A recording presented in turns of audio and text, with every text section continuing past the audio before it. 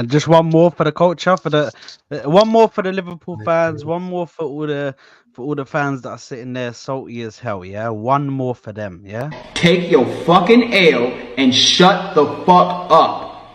You look stupid. Welcome back to the Football Corner. Welcome back to another live stream, another show, another video on the channel. Big ups to everybody who is tuned in right now for this match reaction. Obviously, this match reaction comes with a different type of vibe to it. You know what I mean? It comes with a vibe of us being, at a certain peak right now. We're looking at we're looking on top of a mountain. You know, the elephant, as they say, is back on top of the tree. As they say in the sayings that they say. Now, listen, what I want you guys to do for me is I want you guys to smash the like button if you haven't already. I want you guys to subscribe to the channel if you haven't already. Make sure to go and do that. Yeah. I want to say one thing before I introduce my panel. Firstly, I'm going to start off by saying we are top of the league, so we are top of the league. We are top of the league, so we are top of the league. By goal difference. I don't give a fuck. No. I could be top of the league. I could be top of the league. Forget about the monetization for this video. I couldn't give two flying fucks. I could be top of the league by a mere freaking breath. I'm taking it, bro. I am taking every single second of it. Yeah. Now, I am joined today by the main man, Connor from CMO Sports. I am joined by Hooks, aka Halftime Hooks, aka Halftime Crooks. But we don't call him that because he is a gangster. He is that guy. He is the one, the Havertz lover. Let me just play the track for him one more time for the people, for the cheap seats in the back.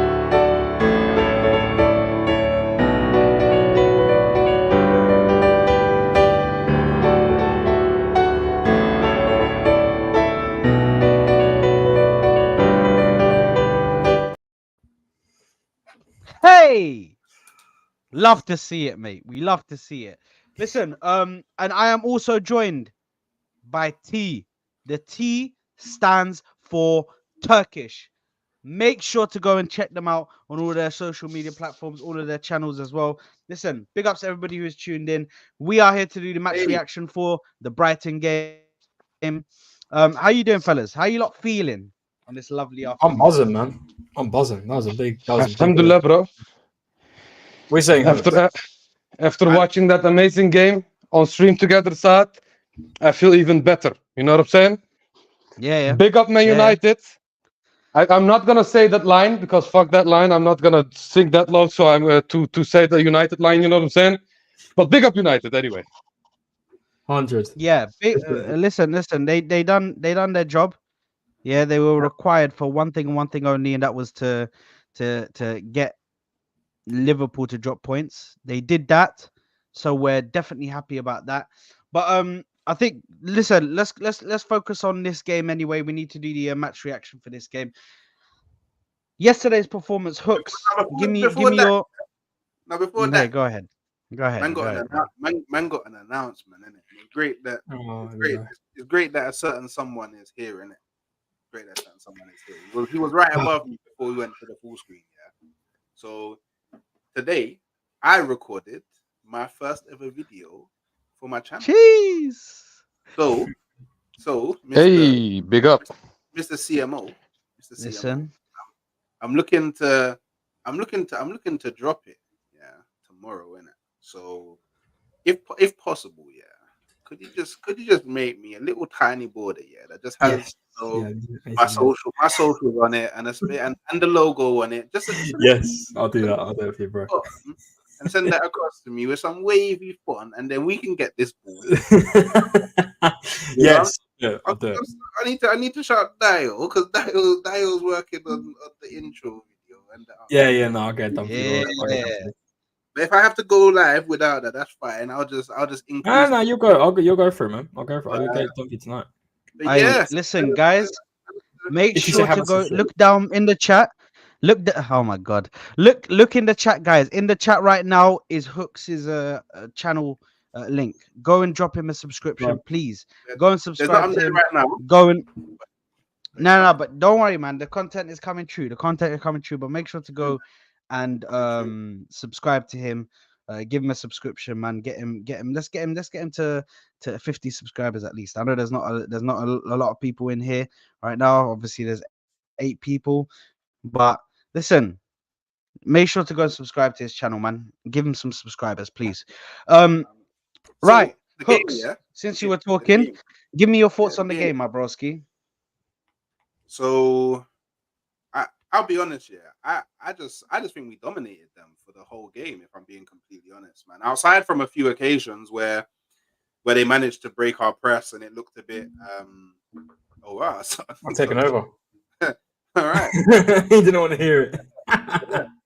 So apart from the there was a few occasions where we got exposed on the counter on our left, but going into the game, I kind of expected that to happen on occasion because we all know that Zinchenko is not the greatest defensively, and also coupled with the fact that big up Letty and Serena saying done, appreciate it.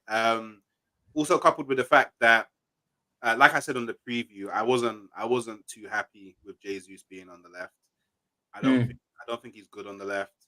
I don't worry, it's not.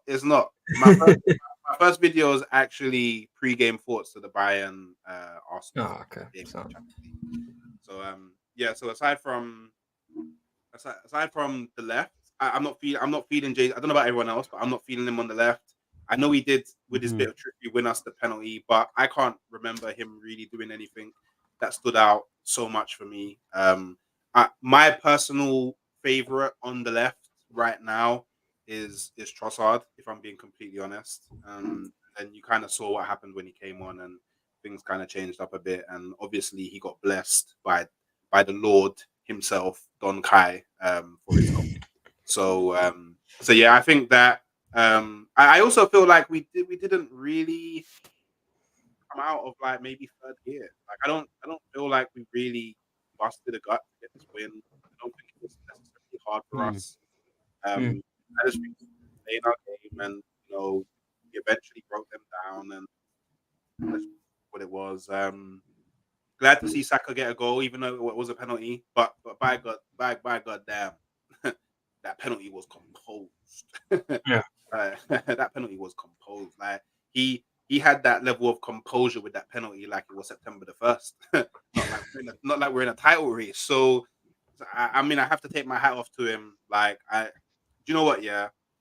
When it comes to Saka, I think we just need to at least how I'm thinking about it is this: Saka's doing all this, not even being anywhere near his ceiling.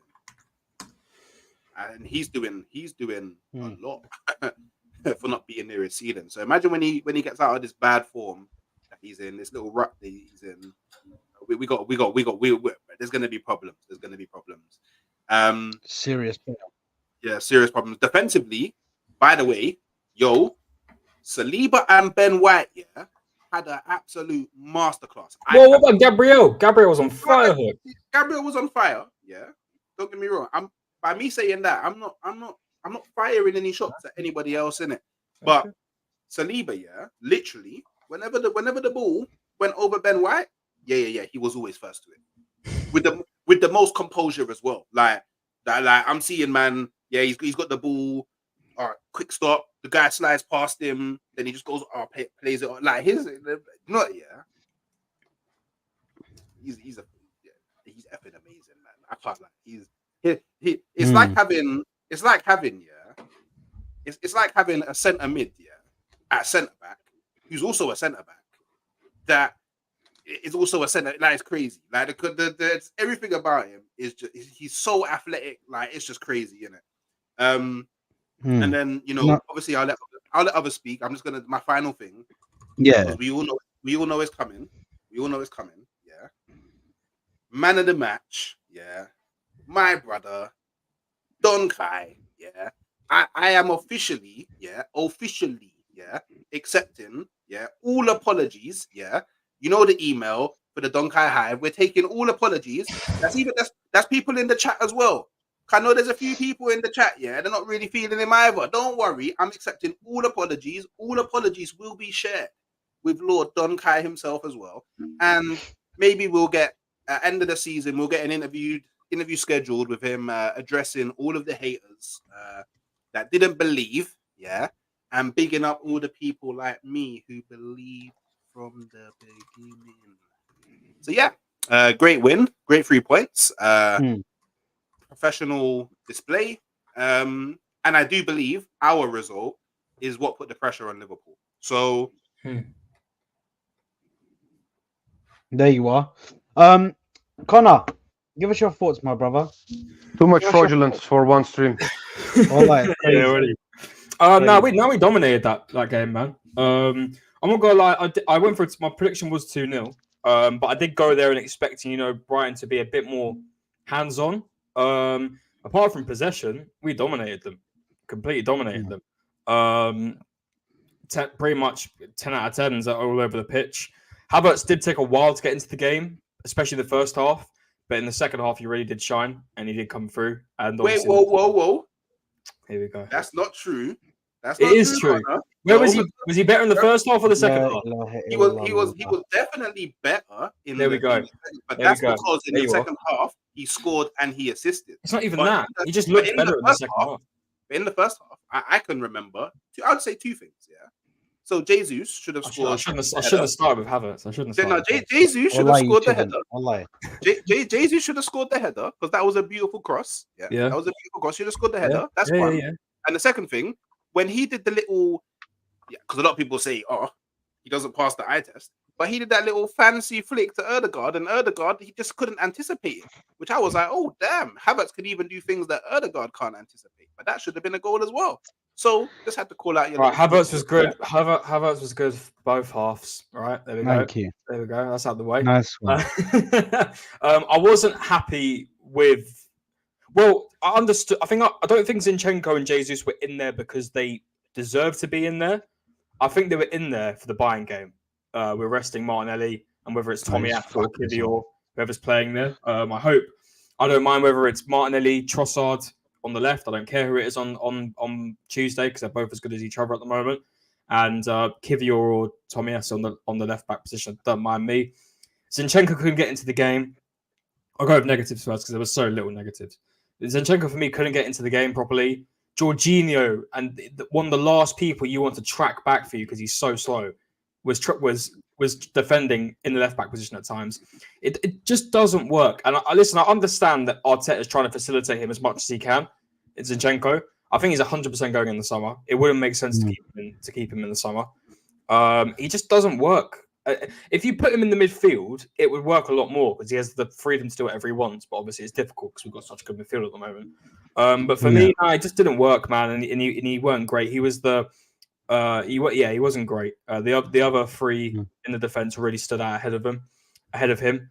Jesus he got on the end of chances. He had more chances in this match than he usually does, but he didn't get on the end of them. And it's just putting me more and more off him. It really is. He did take more chances. He didn't pass more. When he takes an extra pass, he was actually all right. But he was mid. It wasn't nothing too special. Saka, got to keep it real. Bar the penalty, he weren't that great. I've got to keep it real. I wasn't that impressed. Bar the penalty, which was a great penalty, by the way. So fingers crossed he's a lot better on Tuesday. Midfield was class. Everyone in the midfield was great.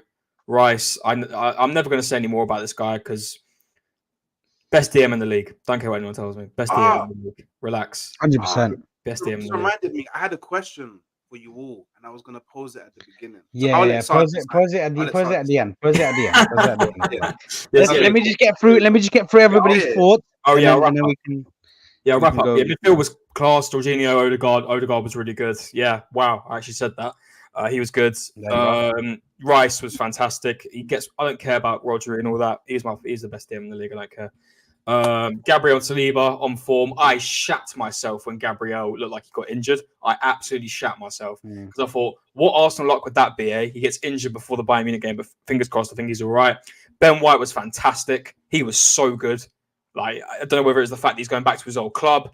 He was fantastic. He was so good. Raya, didn't have that much to do, but that save he made, can't remember who sent the ball, but that was a great save. Overall, it was great. It was great. It was really, really good. But I've got to say one thing. That Adingra, right? Arsenal looking for a winger in the summer. Keep your eye on that guy, man. I swear to God, he looks good. Because when I watched him against Liverpool, unfortunately, Brighton didn't get a result against them, but he caused that defence problems. And he kind of caused us problems a bit as well. Because I knew that Zinchenko was going to get screwed with both Enciso and Adingra because they're so fast and they're so creative. And he did. And Adingra looks very, very good. So, listen, Brighton had their moments, but we just took control, man. And De Zerbi looks stressed on that bench. He looks stressed. So, great win.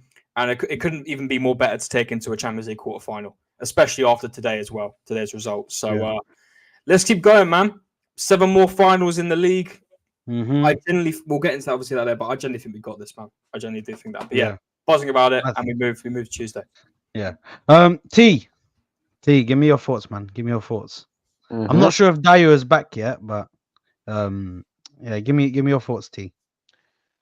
Well, first of all, we survived the first half with 10 men, or maybe 9 men if you don't want to count Jesus as well. I think Zinchenko is absolutely finished at this club.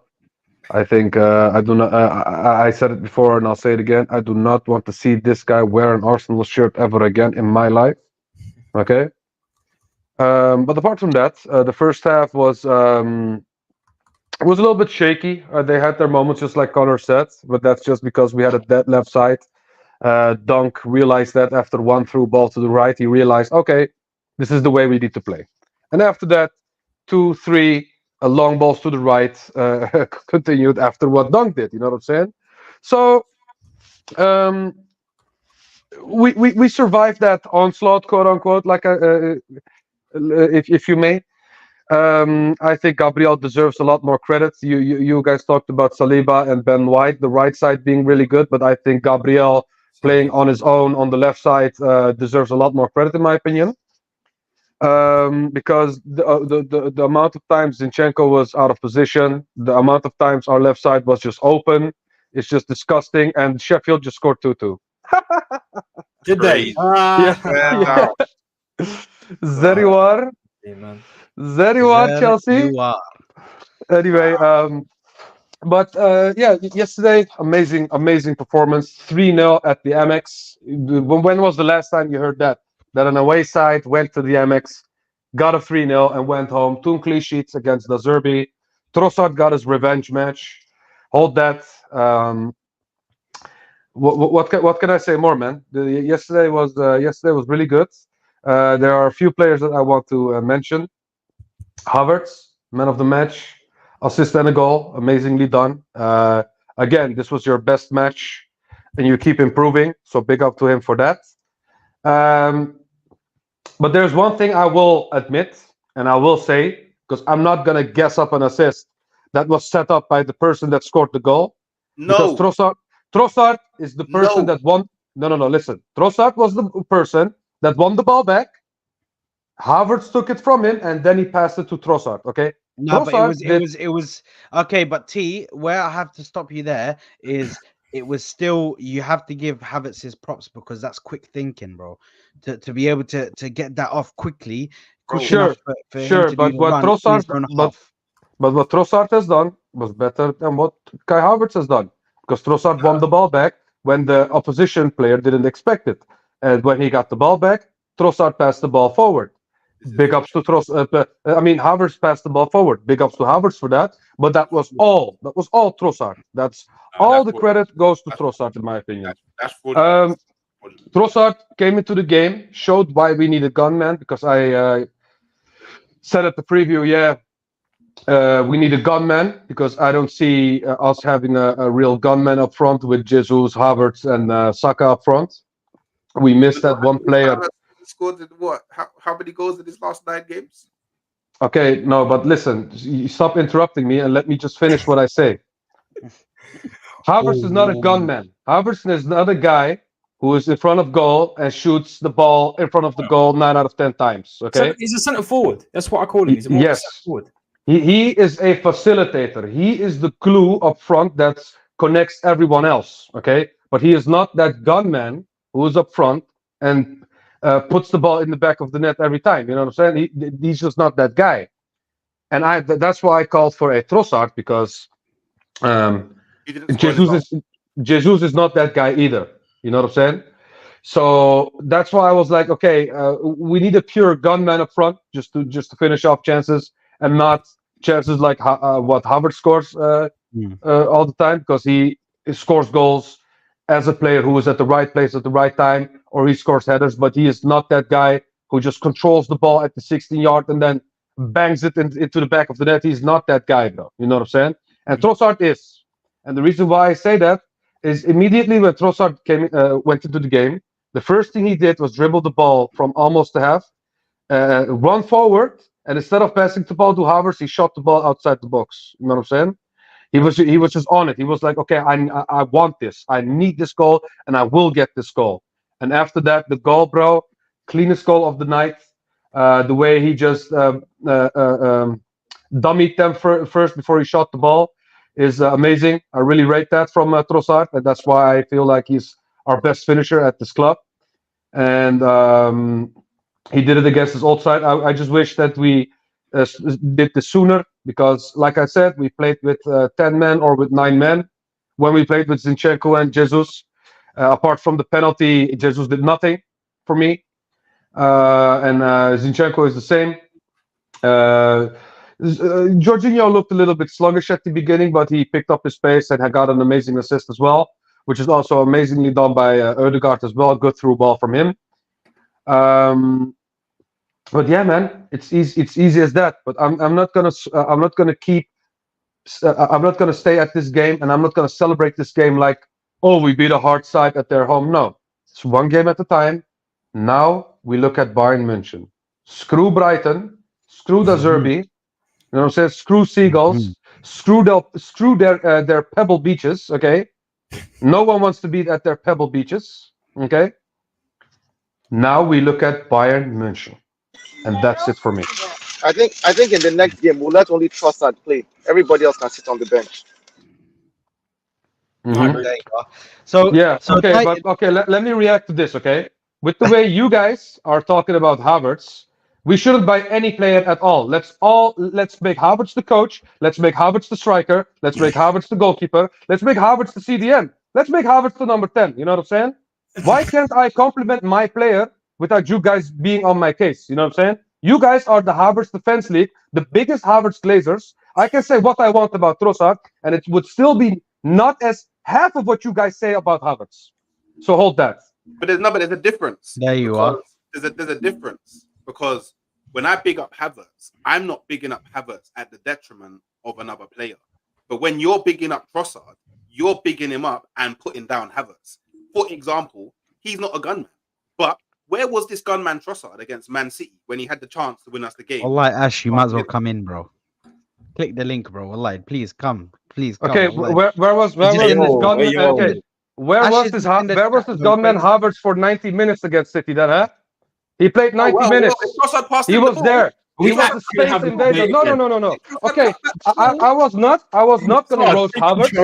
I was not gonna roast Havertz. But every time you talk about my ballers, you piss me off, and it's as simple as that, bro. No. Havertz is not the end all be all at this club. Trossard has done way more. No, listen. Trossard has still done way more with less minutes than that bum. So don't guess that bum up to me when this guy has done way more than this guy with way less minutes. So don't do that. No. Do not do that, bro. Do not do that, bro. Okay. It's getting hot in here. So what we're not gonna do? Trossard Bayern. We're not gonna go crazy. Yeah. Okay. I'm taking My control. baller. Okay.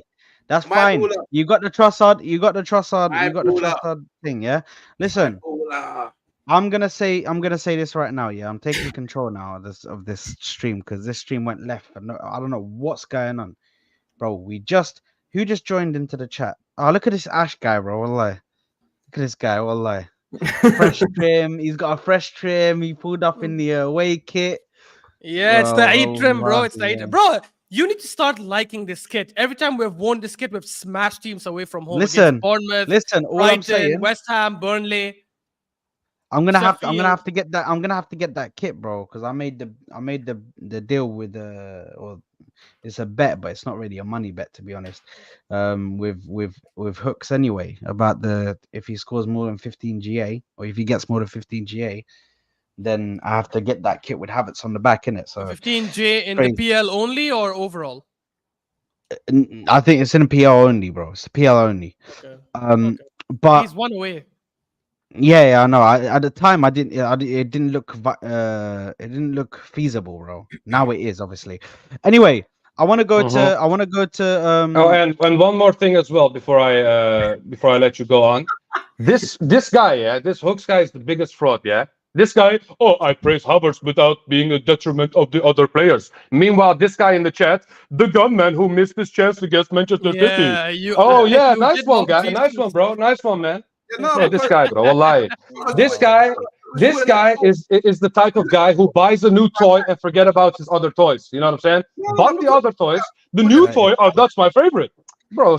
guys. Come Why on, man. did T? I tried to move on. Why did we have to go back into it? Bro? Son. Why do we have to go No, back? it just pisses me off, bro. It just pisses me off. Every stream, we sit here and we listen to these guys glaze Kai Havertz like there's some hookers at the red light district, bro. You know what I'm You saying? tell him, But T. when Tell him. I praise my bowler Trossard, who has done more with half of minutes than this bum, okay? We're selling Trossard in the summer. Then it's let's only play Trossard. Nah, screw that, bro. Screw that. Let's only play Havertz, bro. Let's only play Havertz. وصلت للدرجة دي في رمضان في رمضان يا جماعة وصلت للدرجة دي Yeah, man. So Wallahi, fi Ramadan. Well, hold on. Now, hooks. I don't care. I don't care what's going. No. There's no one thing. There's no zero thing, bro. I need to get this done, bro. Wallahi, I'm fasting. Why are we still debating about Havertz? I'm fasting, bro. And We're selling my Trossard in the mind summer. is tired, I bro. promise you, Selling Trossard in the summer, Deo. Are you crazy? Bro. I promise you, I'll be 10 seconds, and that's all. Yeah. So yeah, you can be my witness. Yeah. What did I post in the chat about ending the beef between Havertz and Trossard and linking up and appreciating that both of them are formidable players? It is not me that puts them down. It is safe. Okay. Khalas. T, you don't need to reply to that. Right, listen, let's go to Dio, and obviously Ash has joined us, so that's an extra minutes for somebody to go over the game. Dio, give me your thoughts on the game, my brother. I'm still in the car. I'll give you in a few minutes. I'm still in the car. Okay, no worries. We'll go to Ash then. Ash, give us your thoughts, mate, on the game. Guy with his Amazing game. No, bro. I'm actually a bit sick. Like that's why I didn't even join it initially. But I heard the beef at Havertz. I'm like, yo, this is fire, bro. I just need to get my popcorn and stuff. But look, I did say before the game that there are 3 away games. I think if we win 2 of them, and we win every other game, we win the league. And Brighton was one of them. The fact that we have beaten them this season twice in 2 different styles. One at home, which was extremely dominating, where we dominated possession, we dominated the chances, we limited them to very few chances, and we were actually attacking, and obviously we missed a bunch of sitters. This one was a lot more pragmatic, where for majority of the second half, we just had to sit back and defend and try to hit them on the counter, which we did eventually. It just shows the growth of this team, and I think obviously I can't remember who said it. Maybe it's the Luton manager, if I'm not wrong, who said like we can literally play any style of football, which is pretty incredible. Like we can play possession football, transition football. We can defend a lead if we have to. So yeah, man, like it's a big win. I like the fact that when we win these kind of games, I think it also gives like huge morale boost to our players, right? Which is pretty immense. I still think Saka for me should be doing a lot better. I know we discussed it yesterday at halftime. Like people can say injury, niggle that, niggle this. Like I'm sorry, if you're injured, just don't play. Like that's it. And Arteta obviously will know the extent of his fitness. If he is going to be, because for me, an injured Saka or a Saka at 70% is useless to us, right? Like we would much rather have someone like Jesus play on the right. Sorry, Ash. I just wanted to say one thing. Yeah, do you know how shameless Hooks and T are, bro? because I said let's end it. Yeah, these guys went to the chat and started arguing with each other in the chat. Wallahi, these guys are so shameless. It's unbelievable, bro. Anyway, No, sorry, Ash. I'm not having it anymore, bro. Well, I am not having this. Okay, the Havertz Defense League. I've had enough. I've had enough, bro. It's as simple as that. All I'm gonna say, yeah. Um, all I'm gonna say is, listen, Trossard is amazing. Havertz has been amazing. Let's just appreciate both of our players. Done. Nobody's wasting chances, this and that. Yeah, you can be critical when there's time to be critical. Let's not do agendas against our own players. Just quickly, big up Football Antics for the super chat 4.99, my brother. Blessings to you. Saying shout out Sard, real brother. From SGZ. Yes, SGZ. Big up to you, my broski. Come on, you gunners, allow Havertz low. Yeah, listen, we've deaded the beef now. Allah, you're gonna start it up again, and then I'm done. I'm finished. But If listen, big up to people you allow for the Trossard, I will allow Havertz. Simple. Okay, fairs. Look, I'll Listen, just Marcelo big up Trossard every big summer. up to you for this. Big up to you for the super chat, Dio. Please stop throwing these grenades, bro. Please, wallahi, this is a grenade-free he's zone, waiting bro. for fire, man. It's Send crazy, bro. This guy's playing with fire, bro. It's nuts. Send Anyway, listen, big up for the super chat, SGZ, bro. Big up for the super chat, my broski. Respect for that one, my bro. Ash, carry on, bro. Sorry, please. Yeah, I was gonna say something on the Havertz thing, but I was like, leave it, man. Don't bring it up. But yeah, look, for me, the soccer thing, I'm not gonna go these excuses anymore, like injured or niggled or whatever it is. Like he needs to be dropped a little bit if he needs to regain form. It's 2 consecutive seasons where he drops his form towards the business end of the season, and we cannot afford for someone as important as him in the way we attack to be off form for the last like 7, 6, 8, 9 games, whatever, if you include the Champions League. So I would drop him 1 or 2 games if it means like he'll be able to regain his form by just playing Jesus on the right. I'm also not a fan of them bringing on Martinelli on the right. Have you noticed the last 2 games he does absolutely nothing. He doesn't. Same. We don't even attack from that side. Like the moment he comes out on the right wing, we don't even attack from the right anymore. It's just heavy on the left. And as good as Trossard did yesterday, obviously in scoring, I still think Martinelli is more dangerous on the left, especially when we are playing that kind of style, when we're leading and we're trying to defend and counter.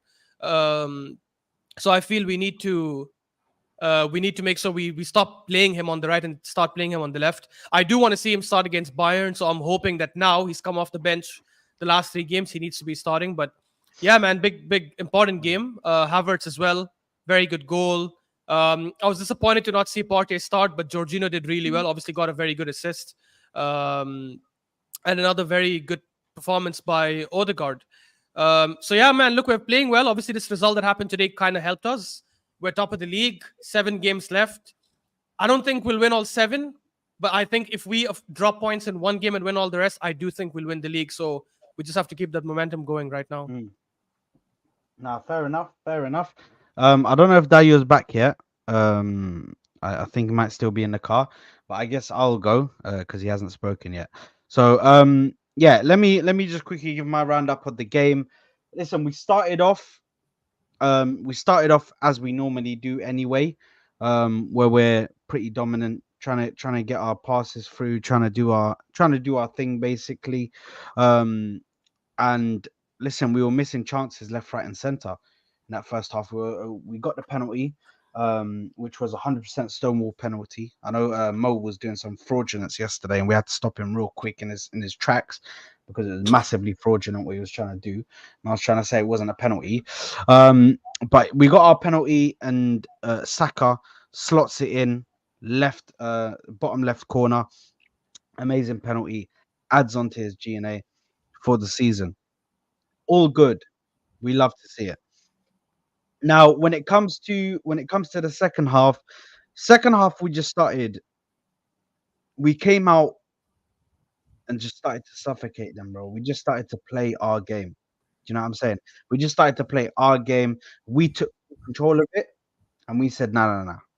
We ain't letting you guys press us and try and get out of our press and then try and attack us. And even if you do, it ain't happening.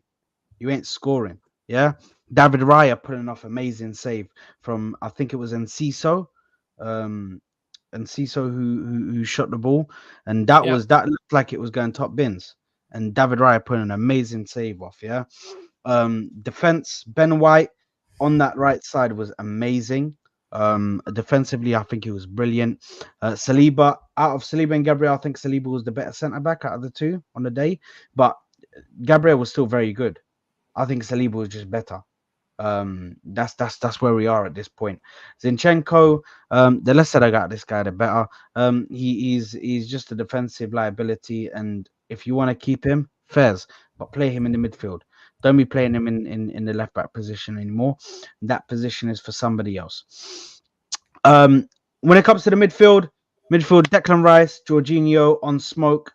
They were doing their thing as always. You know, Jorginho and Declan Rice often switch the roles at times. Like Jorginho might do the defensive tackles, and then he'll all of a sudden switch with Declan Rice and then be playing that left 8 or box to box midfielder. Do you know what I mean? That Xhaka role, as we call it now, which is kind of mad to me that they're both switching it. Do you know what I mean? They're both switching up on it. And yeah, listen, I think it was amazing from our midfield. Martin Odegaard, MO8, freaking absolute maestro that he is, controlling tempo, controlling every aspect of the game. I think he was brilliant yesterday. Saka, listen, I don't agree with you guys. I'm in the same camp as T.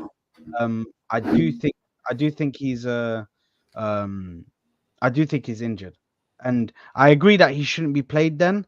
And I don't know why he's being played if he's injured. Like, bro, just play somebody else, bro. You can play Jesus on that right wing, and Jesus looks much better on that right wing. But yeah, listen, Saka yesterday, not his best performance. But as I said, I think it's because he's injured. I think he's just carrying a knock, and he's trying to play through it. Havertz for me, amazing. Yesterday did not put a foot wrong. That right there is my man of the match. I know we're gonna get to the player ratings soon, but that performance there, I think he was off the ball movement was amazing. On the ball, he was doing these little flicks and tricks, brilliant from Havertz. In my opinion, this is where you want him, man. You want him in these areas doing these little flicks and tricks. You want him creating space off the ball. Do you know what I mean? You want him to do all of this brilliant stuff, and he gets a goal and he gets an assist. Brilliant. I'll take that. Jesus, don't ever play him in the left wing again. Don't ever play him on the left wing again. This guy is near enough to just being absolutely, like, I understand he got the penalty in that, but other than that, bro, what does he do on that left wing? What does he really do? Like, we need to stop this whole play Jesus on the left wing, play with Jesus on the left wing. The left wing is for an explosive player, bro. I'll say this once, I'm gonna say it again. The left wing in our system is for the explosive player. The explosive players on the left and the technical players on the right. That is how our system works. That is how the positions work in our system. So why is Arteta trying to do some next shit, bro? But Saad, why can't it be the opposite? Why can't it be that the right is the explosive one and the left is the technical? Sorry? Why can't it be the opposite? Why can't the right side be the explosive one? And that can happen if you switch the fullbacks. If the right fullback is the inverting one and the left fullback is the more defensive, 100%. That's fine, because then Jesus doesn't have to come back and help do the defensive one. Can we just not play it? Can we just not play it? No, that's fine. He doesn't have to. He doesn't have. You can switch the. That's the thing, though. When you're inverted from the left, inverted from the left, and you're expecting Jesus to then do Martinelli's job with half the pace, bro, it's never gonna happen, bro. It's the thing that bothers me. Never gonna happen. Where can we actually play him to make him useful? Because I'm not like this. When we first bought him, he was obviously our striker. Right wing centrally. Right wing centrally. It works. Right wing against Manchester City, he was cooking Gvardiol. Centrally, he cooks. He just doesn't score goals. He cooked Guardiola, but he didn't do anything that game inside the box. Like he didn't create chances. He didn't have any proper chances. I don't know. I actually feel on the left he's fine. I just feel when I look at what Trossard does on the left, I think Jesus does something very similar. Like in terms of when he played when he didn't play on the left against Sevilla, but he scored a banger from the left side against Sevilla, and I think he's one of the few players who can take on the fullback. The penalty he won yesterday, I don't think any other player in Arsenal wins that penalty, just because no one attempts to take on the fullback as much. I don't know. I feel like he can do well on the left. I would start him on the right. I agree with you, Saad, only because Saka is not available. And I don't, for whatever reason, he doesn't like playing Trossard on the right side. Because for me, Martinelli has to start on the left in the remaining games as long as he's available. But I don't know why I think he's Jesus being can do brought a in job on that right side. I agree with you on that, bro. Martinelli coming on that right side is absolutely useless. It's useless. Yeah, because it's like he's bringing him just to defend. That's it. Exactly, and that's not what we need him for. But overall, listen, I think it was a brilliant result. Brighton is one of those teams that people often say, "Oh, this is where they're gonna drop points. This is where Arsenal are gonna. This is where Arsenal are gonna become complacent. This is where they're gonna lose it." We didn't. Went out there, away from home, got our job done. It's as simple as that. Carl's question. Can we talk title? Can we talk title talk? Because I got some things to say. I got some mad things to say about title talk. Go ahead. Take the floor is yours, brother. Let's talk. Let's have a little bit of title talk. This might go over. I don't know if Ash can stay. I don't know if Hooks or T can stay, but I can. Listen, it's gonna go. It's gonna go a bit longer than an hour. So let's add a title talk. Buckle in. Buckle up, Arsenal fans. Let's go through this. Before the title talk, can I caveat it with the question that I had for the beginning? Oh, actually, sorry. Yes. Sorry. I have to let him ask it, mate. So, I believe it to be the case. Has this got to do with Kai Havertz? No. Thank God. So I believe it to be the case. But do you guys think that we've now finally replaced Patrick Vieira in Declan Rice? I wouldn't know because I wasn't alive. Ooh, that's a loaded question, man. That's not a question for me. I don't think so. The thing is, I don't think so. He has to be a bit more rounded. Is a better way to explain it. I think he is. No. But I don't think I don't think he's at that level yet. Because I mean, if you think of time will tell if you obviously can get to that level. Because Patrick Vieira is a big presence, bro. Yeah, but this is what I mean, isn't it? Because obviously, outside of both worlds, bro, outside of winning trophies, obviously, but I mean more from the sense of like the mentality, the mindset, the approach to the game, the ability to go forward, the ability to defend, the physical presence on the field, defensively astute. Like, I mean, for me, like the only maybe real thing that Declan Rice is missing that Vieira had is that odd, like, I'm gonna get into the box late and just produce. But he does that. He does that as well. But not he does do it, but not with the same je ne sais quoi in it as Patrick Vieira in it. But I think you're saying that, Hooks, because we have seen Vieira for doing it for a long time, which is why it's memorable. But for Declan Rice, it's only one season. If he has this exact same season for another 6-7 years, 100%. Of course, as long as we win stuff, like we cannot crown him to that level if he doesn't win things. So I think if he has the same kind of season for that long, then 100% he will be. And this is why people got super triggered once I was in a space and I was mentioning that they were talking about Bukayo Saka and can he ever be a bigger legend than Henry and this and that. I'm like, bro, it's extremely difficult. But if Saka wins like 4 or 5 leagues with us and 1 or 2 Champions Leagues and he keeps scoring in the same way, you can't say for sure he will not be better than Henry for us. You can never say that. It's still too early. I don't think he will get to that level. I don't think he'll get to that level, but I'm saying like it's insane to rule it out at this point. It's the same thing with Declan Rice. Yeah, I agree. But the Saka Henry thing, I don't know. For me, Henry's just like Henry, man. You know, I don't think that Saka will ever I agree. I don't have that presence. No way, you can't compare. No, I don't think Saka will ever be at Henry's level, but I can let's just say that the gap between Rice and Vieira is smaller than the gap between Saka and Henry. You know what I'm saying? And also the fact that Vieira won 3 titles with us. He's a seasoned veteran. He's a dickhead as well, which Rice is also the polar opposite of. You know what I'm saying? So yes, Rice can be another Vieira when it comes to talent. I mean, when it comes to footballing ability. But it won't be easy, first of all. And second of all, the mentality that Vieira had was a, let's just say, Robbie Keane kind of mentality, a pure dickhead, just throws you off your game, kicks you when he's on the ground, kicks you when you're on the ground. You know what I'm saying? Rice is not that kind of guy. So that's the big difference between those two. You know what I'm saying? But guys, I just want to ask all of you then, right? Like, obviously, about the Saka thing. If I was to ask you guys, what does Saka have to do to eventually overtake Henry? And the answer cannot be nothing, because that's also insane. Like, there's nothing he can do. He needs to be What do you guys? a bit more consistent, I think. Yeah. There's Okay. massive Fair enough. inconsistencies. But not Because massively. I mentioned A little bit. For me, nothing. But do you know why? I know you said don't say nothing, but for me, it's very simple, innit?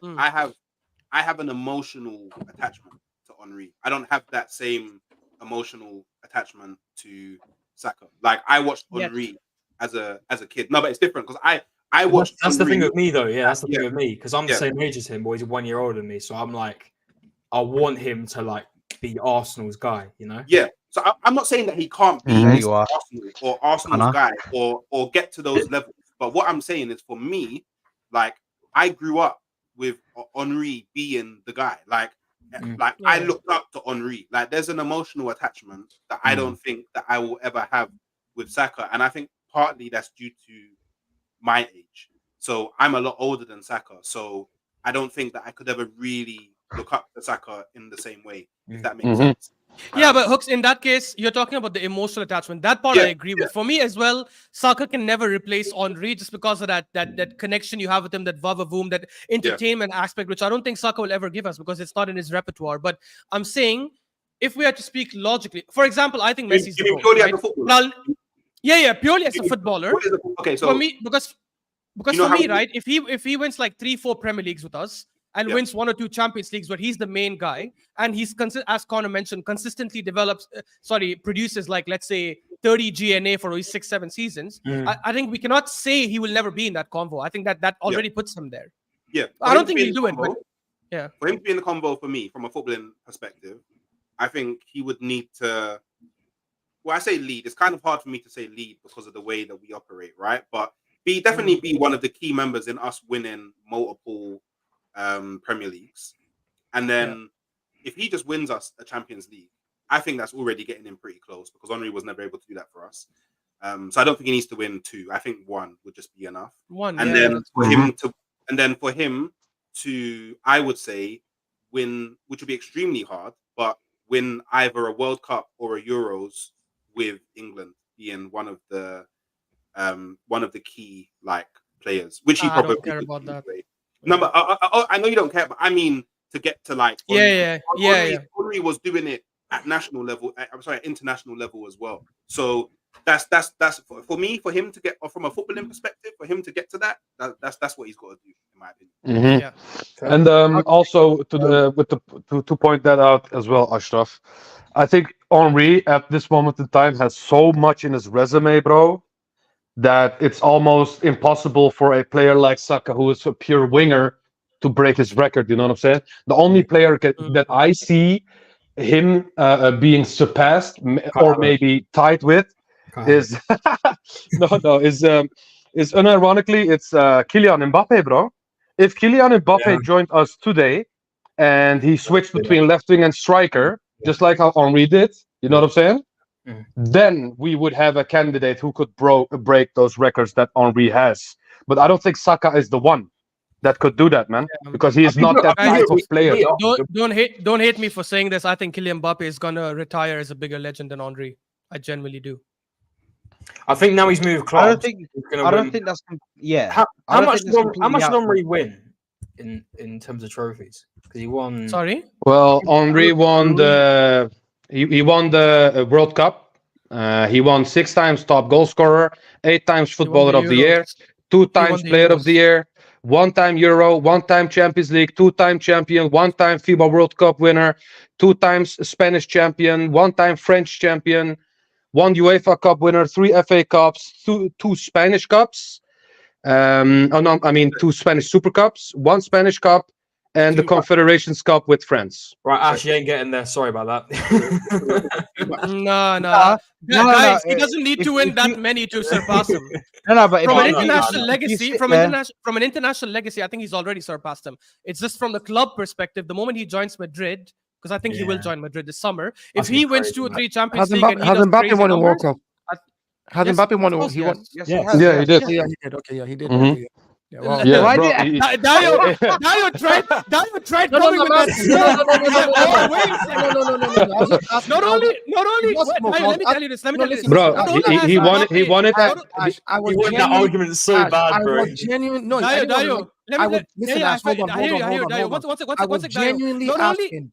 I was genuinely fair asking enough. because this last World Cup, So- that's the only one I remembered. I'd So forgotten I'm that he had genuinely won, telling he had you- won one. Bro, Dayo, not I'm only genuinely- did he win the World Cup, he won it at the age of 19 or 20 or something, and he was one and of the not most just that- important players. Wait, so did Henry, no? and not just that. That is what I'm Ju- saying. I'm saying I'd forgotten about that one. That's all. I was like, oh, has he won the World Cup? Like I was trying to remember which No. one he Mhm. won. Just Yeah. And not just Yeah, he that, did. guys. Not He just did. that. He's not only won the World Cup. He's not only scored a hat trick in the other finals. He's 1 goal away from being the record goal scorer in the World Cup.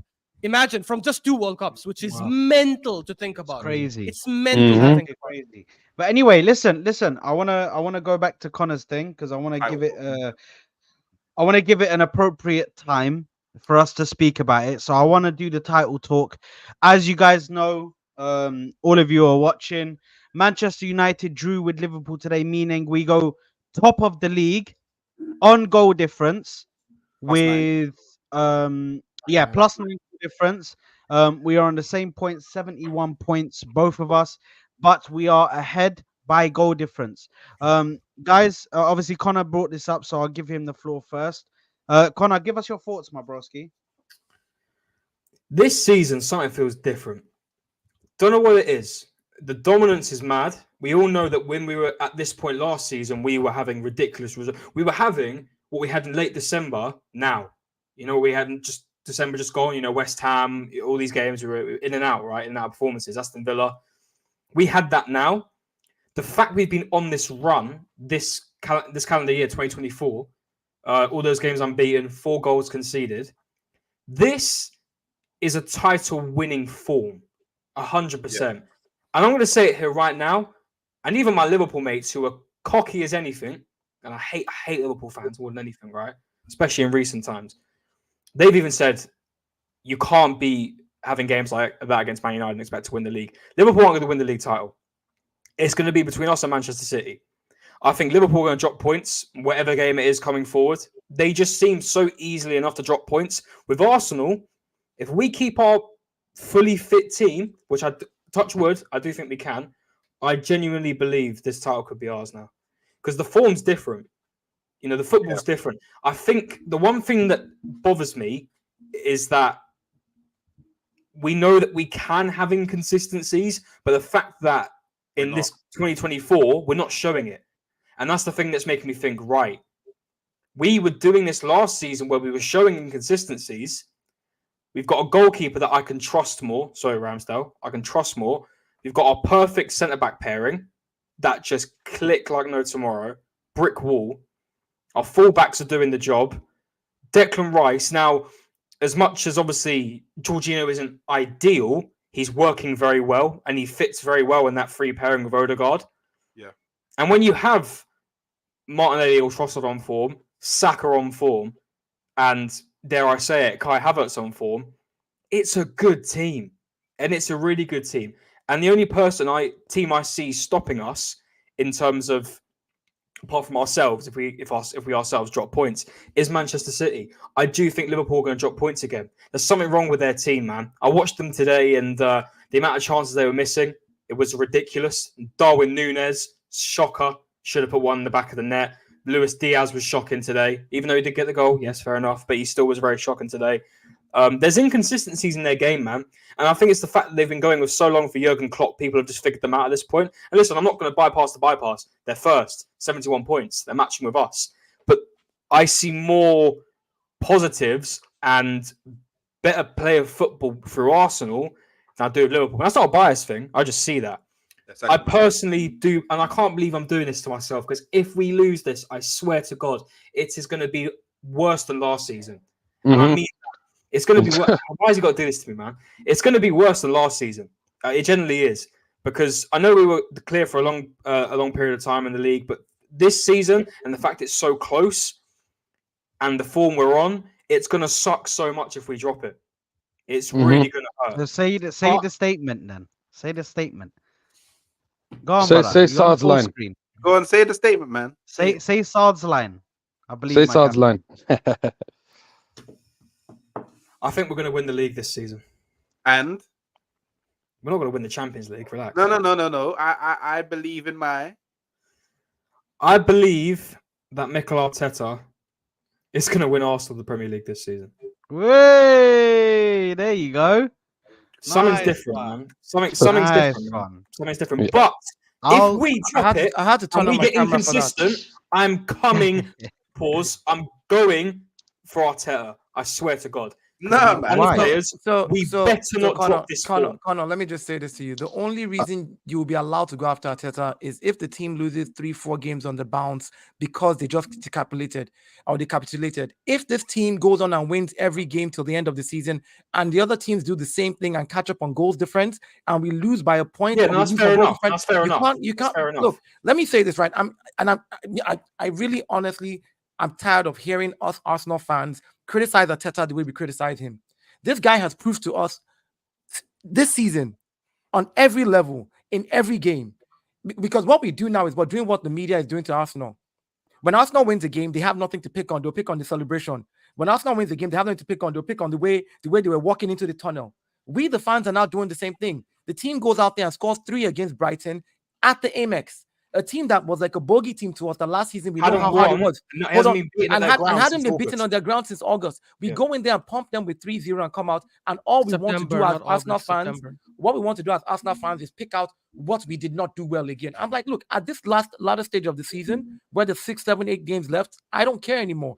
Pragmatic football. If you want to play 20 Zinchenko's and get me 3-0, play 20 Zinchenko's and get me 3-0. If you want to play 5 Raya and 1 Declan Rice in the middle, do whatever you need to do to get me my 3 points. At this point at this stage, or 11 Havertz. No, the only way I was going to say is if we were going to capitulate. If we capitulate, like I don't mean by listen. If it's 1 point or 2 points, listen, that's respect. You can't do anything about that, right? Unless. So hear me out. But if we capitulate and we do what we done last season, where we said, "Oh, screw this now, fuck it, we're going to drop points against Brighton, Forest, and just not care anymore." But right? That's what I'm saying. What I'm saying is, Connor, you've seen this team does not look like a team that wants to do that. You've heard these boys. I think we've heard these boys speak. We've heard we've seen interviews, we've seen videos, we've seen stuff where these guys are like, look, we learned from last season. We know exactly what we're doing this time around. We're going to give our best until the last day. And on that last day, win or lose, this team has made me proud this season so far. Every time people have come for their necks, I've stood and said, nope, you can see. Stop looking at them through the lens of last season. Stop putting on the goggles of the season before the last. Let me tell you why. That's like dating somebody, right? And they break your heart. And because now you want to go into the next relationship, you decide you're going to judge this new person who has not done anything wrong yet based on last person's behavior. Last year, we didn't have Declan. Last year, we didn't have some of the players that we have right now. We didn't have Havertz. We didn't have what we have now. Last year, we did not have Arteta's knowledge of a year of football and chasing the title, which he now has in his belt. He's been a coach for 4 years. He's going to be 5 years come December 19th. And most people need to realize that. He's going to become a full 5 years on the job, December 19th. 4 years in Arsenal, 2 years we've challenged for the title out of the 4 years that he's been at Arsenal. So he's literally 50% challenge for the title for the duration of the time he's been here. So when people talk about it, let's put context to it. I know we want to win. I know as an Arsenal fan, I want trophies, but I want sustainable longevity trophies, not just one flash in the pan trophy. I don't want to win a trophy this year and then fall off next year. If Arteta has to build us from now on to win one trophy this year, next year win another trophy. With this bunch of players, we can dominate for the next 5-6 years, and we see it. And the experience, the experience and the maturity is showing this season. So right now at this time of the season, all that talk, negative talk thing gets to me. I'm just like, I don't want to hear it. I don't want to hear it. If you're not backing the team as a team, go and sit at the back. When the parade comes, come and enjoy it with us. Let's just put out the positive energy going forward. But I think, just to add to that, I think that's what you say, Deo, is mostly correct. And I think that's the reason why Connor believes so much that he put his neck on the line. And, you know what I'm saying? Told us just now that he believes that we will win this league this season, and Arteta will be the one that wins us this league this season. You know what I'm saying? I think what you say right now, I think Connor believes as well. But for me personally, just to add a small thing to that, this is why I think it's important for us to have a one game at a time mentality, because it's not over until the fat lady sings. You know what I'm saying?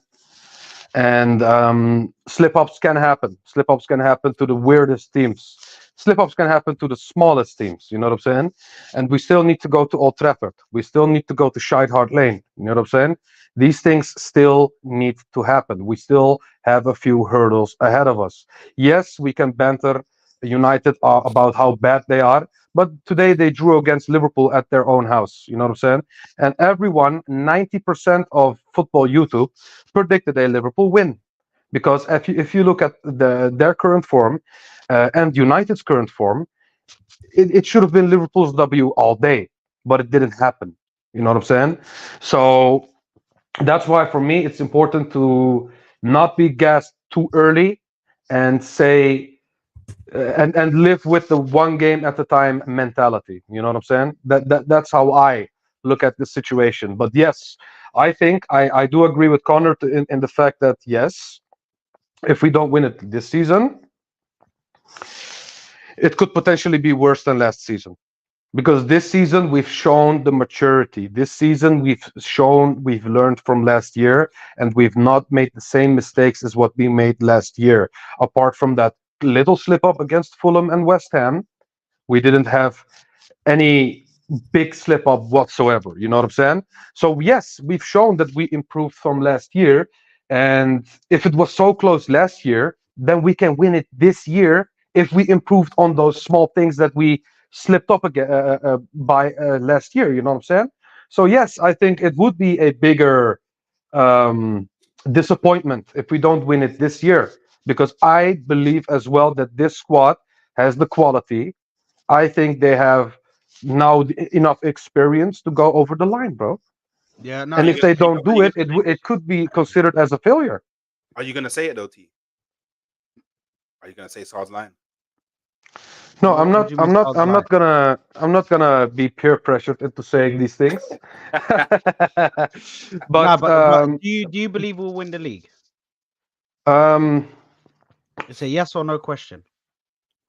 Look at this guy doing a footy judgment for me, bro. No, but it's a yes or no question. It's a yes or no question. It's yes, you believe it, or no, I think we there's still a chance we might slip up. So it's more like a I believe, but not a we will kind of question. Is that what you're saying? Because if you say I believe, yes, I believe. But if you ask me, I'll phrase it in a better way. I'll phrase it in a better way. Let's say you have. I know maybe you don't bet. Obviously, guys, betting is haram for us Muslims. But let's say you had to bet on one team winning it, and you cannot say I'll split it on 3 teams. Who would you pick right now to win the league? Who do you think? For me, if you look at the current form of all 3 teams, yes. On paper, it should be Arsenal. Okay? But football is not won on paper. That's the big thing for me. Because no one expected us to slip up against Southampton last year. Because this year we don't even see Southampton. They're rotting in the second league, you know what I'm saying? As we speak. So these things are not won on paper. Bro, you're putting me on the spot, man. Yeah, You man. have to pick one. Because you're to bite you in the arse, I get that, because we know what Arsenal are like. That's the thing. Okay, my mind is telling me City still, but my heart is telling me fair. Arsenal. That's Fair. I don't know why. But it's only I 1 always point, say though. City. Me, I always say. Brother, what's that? What's that, brother? I love that.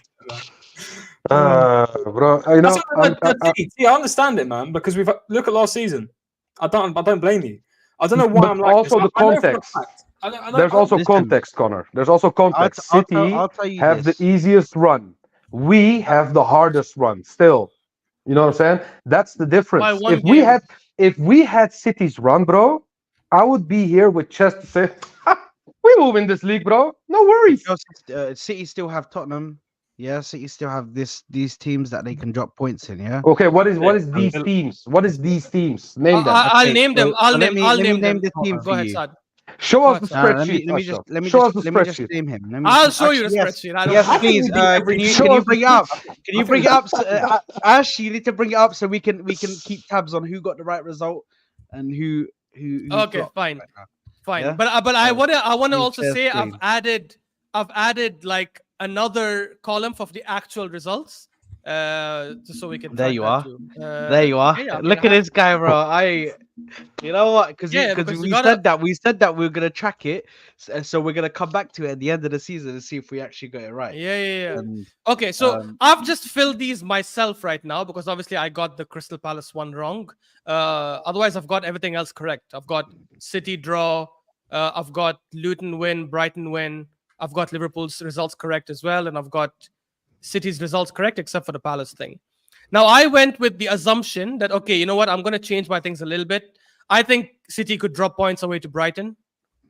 I think City could drop points away to Tottenham.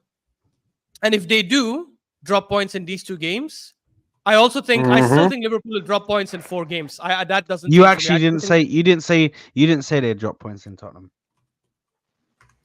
Oh yeah, no, I'm saying now. Yes, before I didn't think so, but now I think they will drop points away against Tottenham away. But back then, yeah, I thought it'll be a win. Yeah, but if you compare it with our fixtures, we still have United, we still have Tottenham away, we still have, and let's be real, bro, we still have Chelsea at home, and yes, we can banter, haha, Chelsea 10th place, blah blah can I blah. ask you this? But we saw how Chelsea plays against big sides this year. Don't be surprised if they come play again. You know what I'm saying? Let me ask you this, T. Then you've watched United Liverpool today, right? Yes, I did. And you obviously watched Brighton this season, obviously, right? Which fixture do you think is harder, United away or Brighton away? For us, United away. No, generally for us, City or Liverpool. I think Brighton away is harder.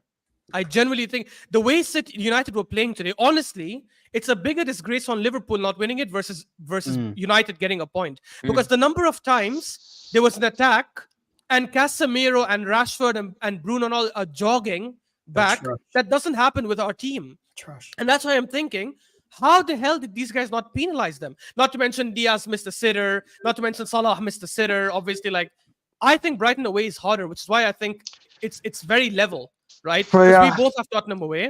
Right? It's a tough one. It's a tough one because United at Old Trafford, bro, is different gravy. Form goes out the window, like we seen today, bro. Salah didn't look as like Salah. Nunes was extra bozo today.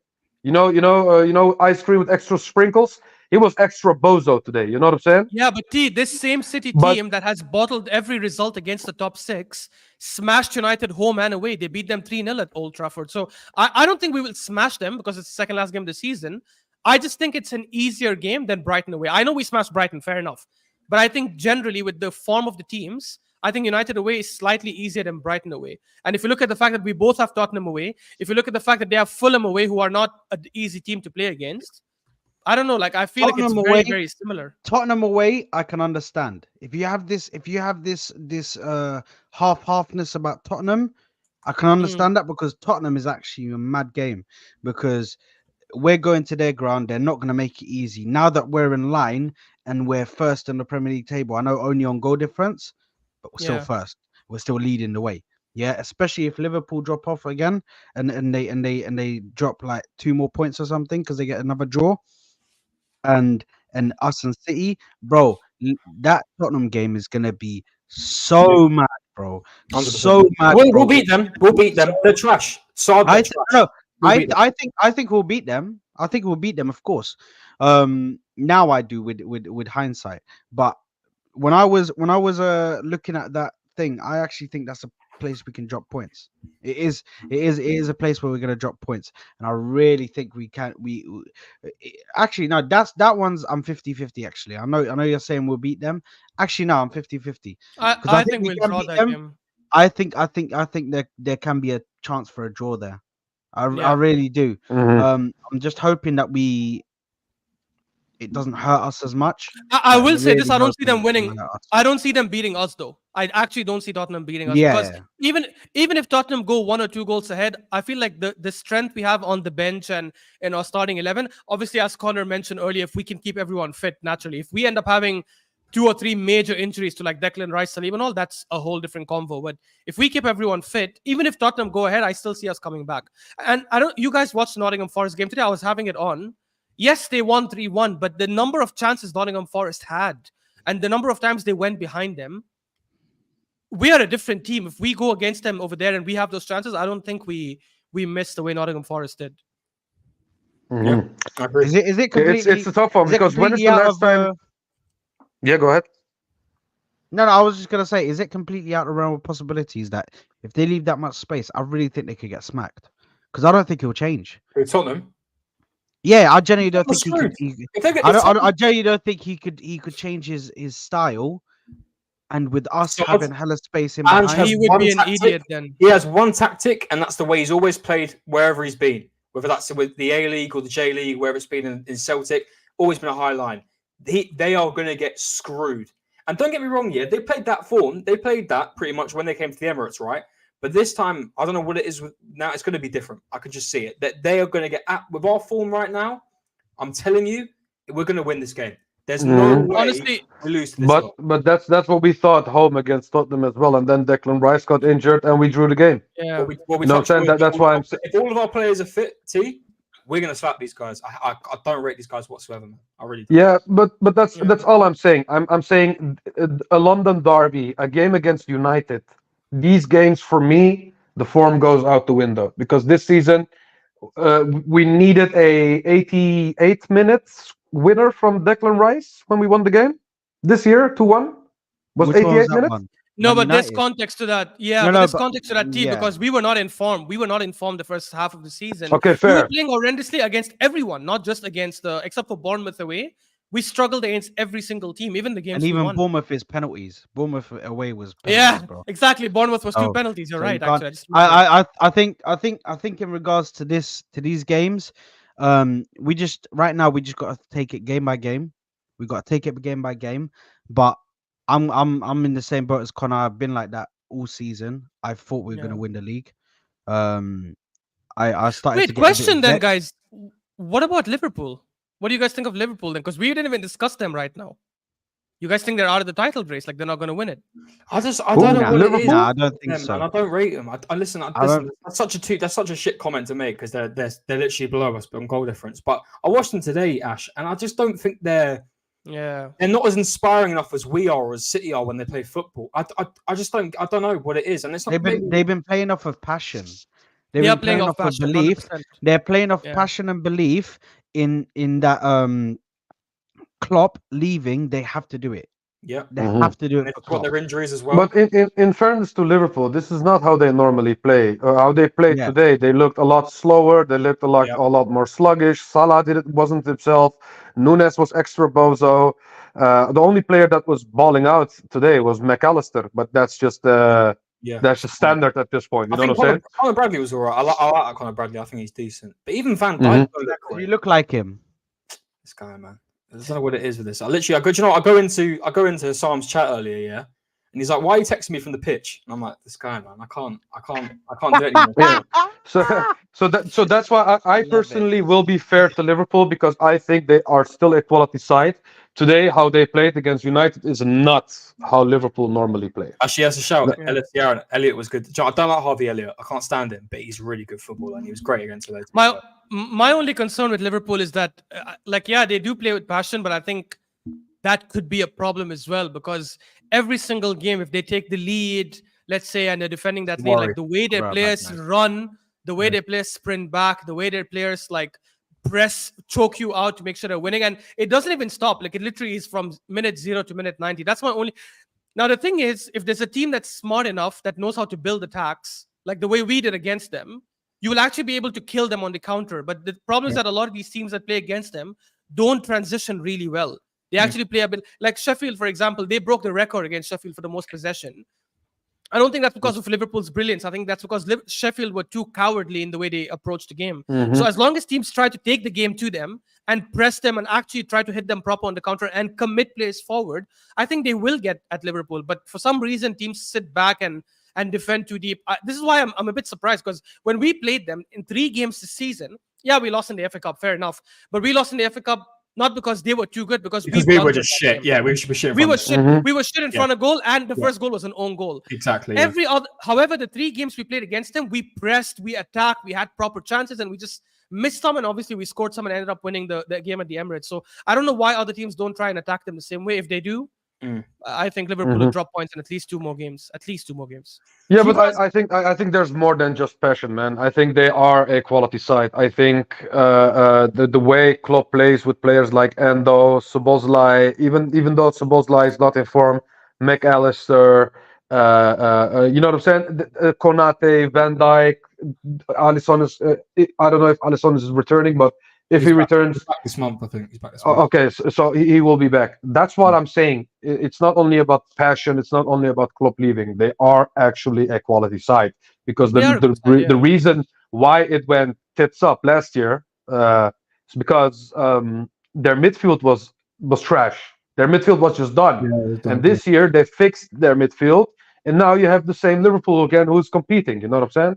So that's what I will give them credit. It's not only about passion. It's not only about Klopp leaving. They are an actual quality side, and they still have a chance to win this league because they have the second easiest run.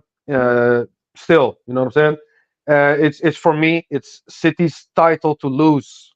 Still, for me, I don't know what it is, because I think us going to United away could be our biggest test yet. Because I don't. When was the last time we won at Old Trafford? 2020, the one with Aubameyang's penalty. Yes. With no fans. Yes. Yeah. But I will still keep my respect up for Liverpool and for teams like United, because, like I said, form goes out the window, and Liverpool, they still have a quality side. They still can make things happen.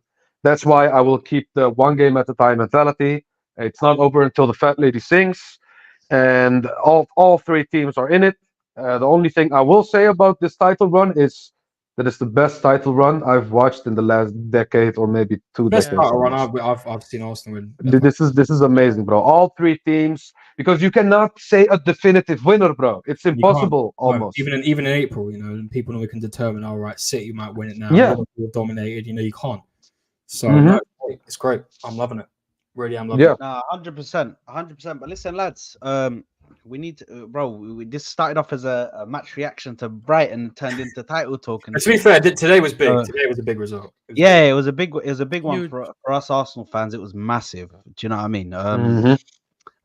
Now, I just quickly going. I don't know how long you lot got left. I'm cool. But I wanna go to rating the players. So just do quick player ratings for the squad that played yesterday. So I want to start off with David Raya. I'm gonna give David Raya a 9. I think he was good. Didn't put a foot wrong. In my eyes, personally. Connor? Had 2 shots on target from Brighton. That save was fantastic that he made. Just for the fact he didn't have a lot to do, he was great. I'll give him an 8. I think he was still great though. He's first Spanish goalkeeper in the league to get 5 consecutive clean sheets. Tell him again, man. He's the guy, and I hope he carries on his form to the end of the season. Yeah, an 8 for me. Ash?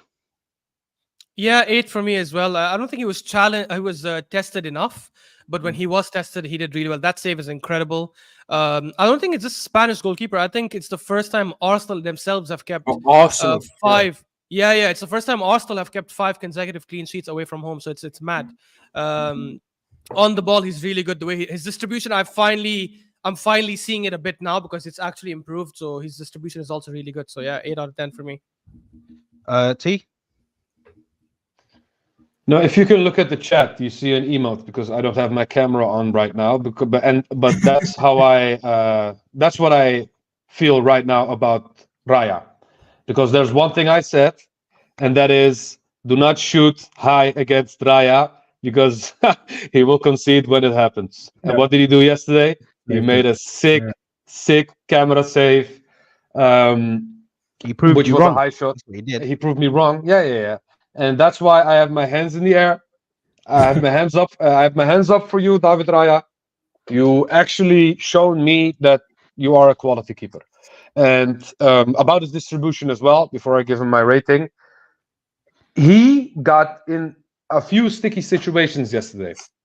Okay, he was. I thought to myself when I watched that game, if we had Ramsdale in goal, he probably would have made a mistake because they were pressing us that much. But the fact that Raya kept his cool that well and distributed the ball forward to an open player, even though he was on pressure between 1 or 2 players, was amazing. And that was just a joy to watch. Just a really cool guy. You cannot pressure this guy. You know what I'm saying? And that's why I will give him an 8. Apart from the save, his composure, his distribution was A1. Now, fair enough. Benny Blanco. I'm gonna start this off. I'm gonna give him a 9. Listen, brilliant. There's gonna be a few 9s from me today, man. There's gonna be a few 9s from me today. So I'm gonna give him a 9 out of 10 for this performance. I think he was brilliant yesterday, and just did the job, did what was required, and yeah, couldn't ask for more. Connor, what are you saying about Benny Blanco? Yeah, no, I'll throw him a 9. He had the most recoveries, I think, most clearances. You know, his pass accuracy was really good as well. He was just very good. Once overlapping very well. Saka unfortunately couldn't get on the end of most of it, of some of his passes, but it is what it is. But no, he was great. And the fact he's playing with a knee injury is even more mad. Yeah. And people try and talk that he might not be the best current right back in the league. Yeah, we don't talk. Here in Dallo talks, bro. Get out of here, man. I know. That's one thing that. Listen, Staffy's great, but come on now, bro. You said it so dapper. You just need your pinky in the air, bro. Next time you say that, bro. Yeah. No, for me, 9. Brilliant, and long may it continue. Fair enough. Ash. For me, I'd give Ben White a 9 as well. I think defensively he was really good. As Connor said, the most ball recoveries. That through ball he gave to Saka, it's like Odegaard-esque, you know, that and he went 1-on-1. If only Saka scored that, it was incredible. And I think he gave it with his left foot as well. It wasn't even with his right foot, so incredible there. Yeah, man, I think he's the best right back in the league. People can say Pedro Porro all they like, but I think this guy's a better defender and he's incredible going forward.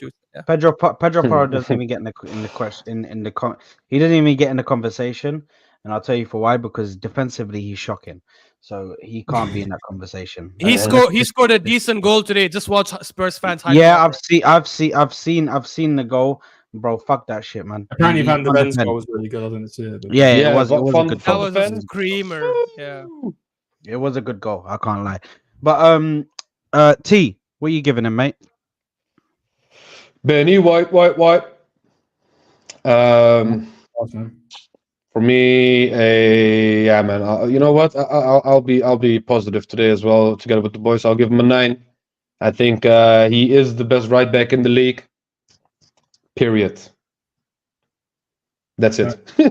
That's it. Fair enough. Willow Saliba. I'm gonna give William Saliba a 9.5 out of 10. I think he was brilliant today, man. Playing out the back, stopping chances when when they came at us. Pause. And I think he was just his overall play. Yeah, it was crazy. His overall play was brilliant, man. It was absolutely brilliant. So couldn't say a bad word about him, mate. I'm gonna give him a 9.5. Connor. I'll give him an 8, just because I thought Gabriel was better. But that's not a bad thing. I said he was just as good. I'll give him an 8. Kind of spoils my next rating as well. But no, he was great, solid. In other words. Fair enough. Ash. Yeah, I think I'll give him like a 7, 7.5. I don't think he was our best defender. I mean, he was on the ball. He did really well. He had a couple of moments where he dribbled past players in tough situations, got the ball moving forward. The beginning of the game, I think there was an offside or something like that where he did a tackle on Welbeck in the box, and that looked like it was a pen, or it looked like it was a bad foul or a clumsy challenge. But in the end, I think it was offside before that, if I'm not wrong. So we were a bit lucky there. Plus, he got a yellow card, which I felt like was a bit unneeded too. But outside that, he was quite tidy. And I think he was better on the ball today than he was off the ball. Off the ball, he was decent. On the ball, he was amazing. So I'll give him like 7, 7.5, 8. Actually, I'll just round up to 8. Okay, fair enough. T. Willow. Saliba, I will give a solid 8, man.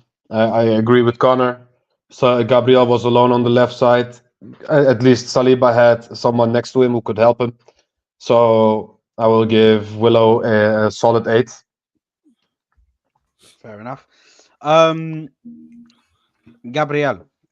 I'm going to give Gabriel a 9.5 as well. Actually, no, I'm going to give him a 9. I think Saliba was better, but that's just me. Mm-hmm. That's just me. I just think Saliba, the way he played out, I think Gabriel made a wrong pass, made a missed pass, and it put us in a bit of trouble there. We're lucky that we got out of it. But yeah, I just when you do stuff like that, that's tapping into the old Gabriel, the bozo moment Gabriel. Yeah, don't tap into that Gabriel. We need the new Gabriel, the one that we've been seeing all season. I don't need your bozo moments to come out, please. So yeah, I'm gonna give him a 9. I think Saliba was just a bit more consistent over the night. I know you're talking about that challenge, but listen, it wasn't a penalty. I don't think it was, and even though it was offside anyway. Yeah, I'm gonna give Gabriel a 9. Connor. I'll give him a 9 as well. It's such a shame he didn't get the goal in like the first 6 minutes. You know, he had that header from the corner. Such a shame, just wide. He had another chance as well with another header, but solid. I love him, man. He's great. He might be the new shirt number next season for me. Yeah, he's a great man, and I'm gonna give him a 9.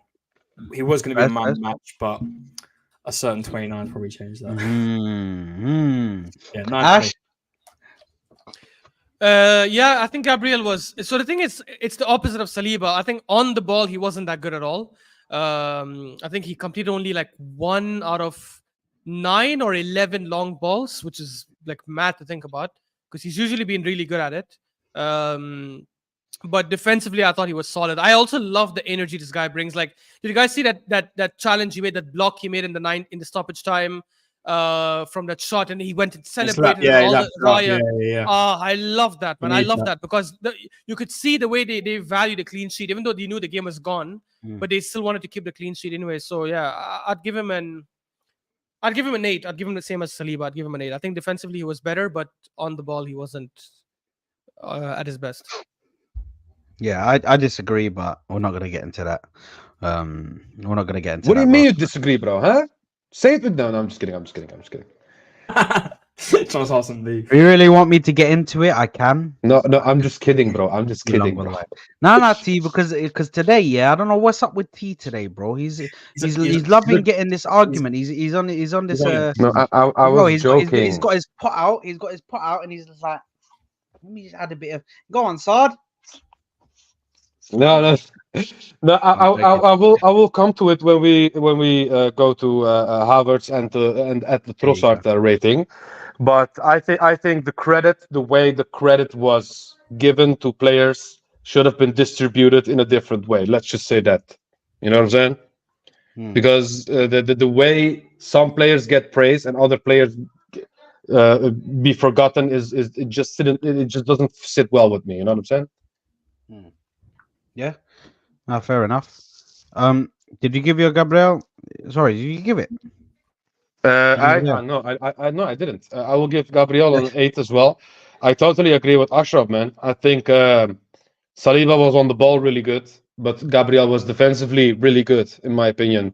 Like I said, he had a Zinchenko next to him, and Zinchenko was out of position. Okay, I'm not gonna talk out of emotion. Yeah, this is pure. Objective talk. Objective talk. Yeah. Zinchenko was going up front a lot of times, but he was because of that he was out of position a lot of times, to the point that Gabriel had to do a lot of things alone.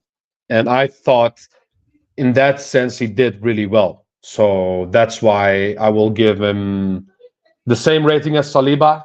But I thought Saliba was better on the ball, and Gabriel was better defensively. That's my overall thought about it. No, fair enough. Zinchenko, because T is such a big fan of Zinchenko, I want to give it to him first to give us his rating on Zinchenko. How high are you going to be rating Zinchenko this game, mate? I've been shameless enough today. Okay, so I will give a realistic, objective rating. I will be humble. Okay, I will be humble, but I will give Zinchenko a 2. A 2. And yeah, 2. Yeah. And the reason why I'll give him a 2 is I'm gonna be humble. Yeah, it is humble because Humble I could is have given crazy. him a 0. I could have given him an 8. No. Okay, you know what? I'll give him a 4. He was below average to the point that his attacking didn't influence us as how much we want it to be, because Zinchenko is the inverting vocal point of our attack from behind pause. And I don't think he's doing that really well right now, in my opinion. Because, like I said before, we know about his defensive and his physical attributes. We mostly gain from his attacking attributes, but this year we don't get a lot of that, in my opinion. And this game was one of those games, in my opinion. So I will give him a 4, man. It was just below average for me. Mm-hmm. Okay, no worries. Ash, what you giving Zinchenko, mate? I'm just on my camera for this. Yeah. Look at this Ash guy. Wallahi, unprofessional. What's going on, mate? Why? Nah, bro. I'm literally sneezing every like couple of minutes, so I'm trying to make sure it doesn't gross out the audience, which is why I'm switching off the camera. But for Zinchenko, look, Zinchenko is someone I'm but I'm rarely gonna judge him on his defensive work because I know he's not the best fullback defensively. But then if we start him, we know what we're sacrificing defensively, but we also know what we should be getting on the ball. And for me, on the ball, he didn't do enough. He didn't create any chances that I can remember. I think he lost the ball a couple of times stupidly as well. That too in dangerous positions, which is something we spoke about before the game started, right? Like we knew this is something that he does. I think, in fact, defensively, I would say he didn't do that bad. I think defensively, they intentionally put Adingra on the right, even though he's a right-footed winger and should be playing on the left. They intentionally played him on the right, maybe to probably run at Zinchenko, and I think Zinchenko contained them all right. A lot of times he went up one-on-one against Zinchenko, and I think Zinchenko was showing him on his left foot to make sure he goes on the left, and Adingra did go on the left and did nothing. So in that regards, I think he did okay. But because he didn't do much on the ball for me, I'd probably give him a 5 out of 10. I wouldn't give him less than a 5 just because I don't think he had a disastrous game, but he didn't give me enough. Yeah. Now, fair enough. Connor? 5 mid. I know you got to go real quick, so you might as well just give me your whole team real quick. Yeah, sure. I'll go 5 with Zinchenko. I thought he was mid. Going forward, he was all right, but defending, he's just... I hate the fact that people have to do his job for him, track him back. It shouldn't be like that because Ben White doesn't have to do that. They don't have to do it with Ben White when he goes forward. So that's the one thing I don't like with that. Declan, 9. He's my guy, man. He's too good. He's too good. Got to give him a 9. Jorginho got the assist, really good. Obviously picked up from Saka, who's on the floor. 8.5. Go with him. He was really good. Odegaard. Got 7.5. just I thought the other two were just a little bit better, but he was still really good. Jesus, I can't rate him on having chances, but he missed them. So for me, it's got to be like a 6 or a 6.5, just mid. I wouldn't play him against Bayern. Saka, I'll give him a 7. I'll give him a 7 because he got the penalty, but apart from that, in my opinion, he was shocking. I don't think he was that great. According to him, he doesn't have an injury, but I'm glad we took him off early. Gets a bit more rest for Bayern. I've always said, score me goals, get me assists, I'll rate you. Why do you say that with pain in your voice, man? Because I hate being proved wrong. And just at the end of the day, it's got to be a 10. You Havertz. I'm sorry. Golden assist. That's what I want you to do. You got man in the match. You deserve a 10. Quickly go for the bench. Martinelli, give him a 6. Didn't have much to do. Trossard, 8. Comes on, he just scores straight away. He's too good. And the chip was beautiful. Tomiyasu didn't have too long, so I'm going to give him a standard 6. Fabio Vieira, 1 because he's dead. Nketiah, 1 because he's dead. Hey! Whoa! What? Wait! Whoa! One thing. Did Fabio Vieira play? Yeah. Did he play? Brother, what's that? Right now, we don't care. Let me tell you. Fabio Vieira. Don't tell me that Fabio Vieira, bro. So don't tell me like Fabio Vieira. He came on, and when? He 89th came minute. on. Wallahi, I didn't see him. To the latter end of the game, bro. What do you want him to do? 89th minute.